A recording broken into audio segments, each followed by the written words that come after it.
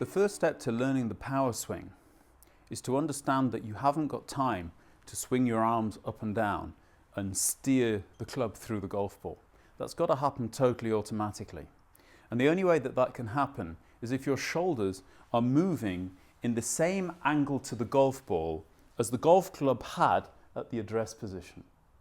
Now that doesn't sound too terribly difficult until you look at the physiology of the movement. Usually your shoulders want to rotate at the same angle as your hips. That unfortunately is not steep enough to get to the angle of the golf club, even with a driver.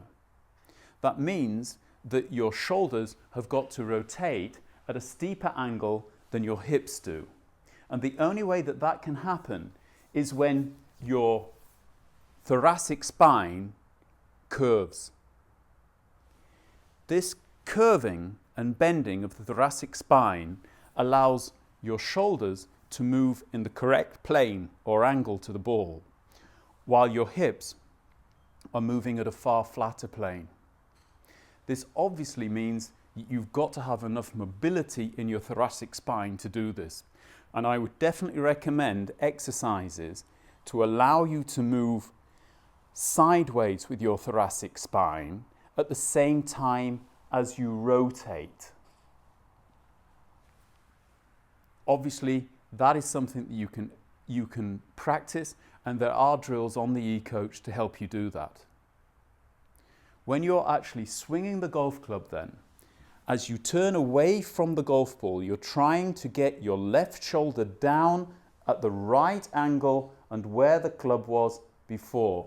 And that is causing, again, your spine to tilt. This may even give you the feeling that your head goes down. Even more so as you turn through.